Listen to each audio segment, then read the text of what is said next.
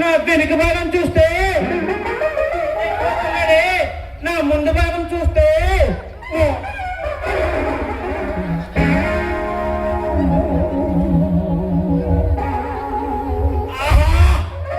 ఏమి నా అదృష్టం!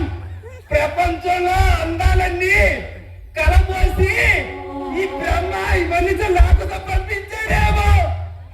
ఏం కోసావురా?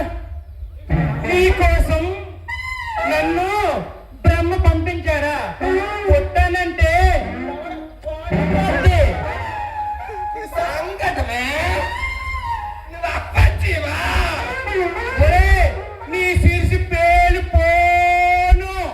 నీ బాంధవ సీరియ నీ నెత్తి మీద నెత్తలేప చక్కగా సింగారం సింగారం సింగారం అని పిలవటం నేర్చుకో. అయినా నీకు ఎన్నిసార్లు చెప్పారా కుళ్ళు తక్కువరా? ఎండాకాలంలోనా సూర్యమేష్ పైవెంట్కి నేర్చుకుంటాను కానీ ఇప్పుడు నీకు చూస్తే నాకు లెగిసిపోతుంది. చాలు సంబరం ఆరాటం. మొగుడు పేరంటాన్ని ఎత్తుకుపోయాడని మా ఐదారు గొల్లగాళ్ళందరికీ నా వైపే చూడు.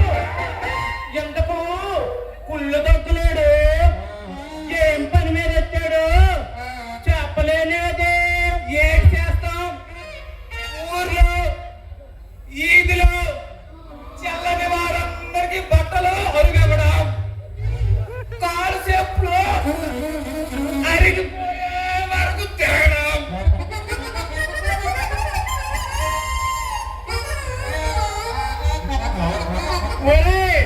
మొన్న నువ్వు అందరికీ ఇంటింటికి వెళ్ళి 100 రూపాయలు పక్కుర్తి పడి అందరికీ నా షాప్ ఓపెనింగ్ నా షాప్ ఓపెనింగ్ నా షాప్ ఓపెనింగ్ అని చెప్పేసి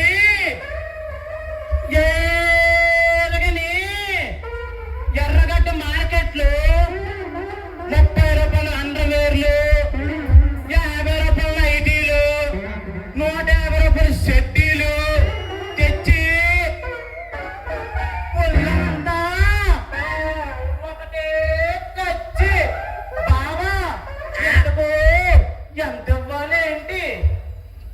ఏంటే బట్టలు తీసుకున్నప్పుడు చక్కగా తీసుకున్నావు, తిరిగి డబ్బులు పెడితే బట్టలు రంగు తెలిసిపోతాయా?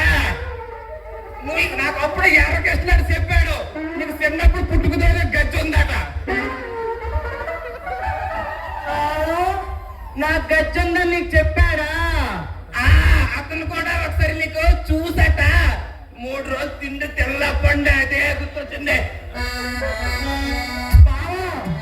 నీకు కాదు, మా చెల్లి నన్ను బంగారం బంగారం బంగారం అని పిలుస్తుంది.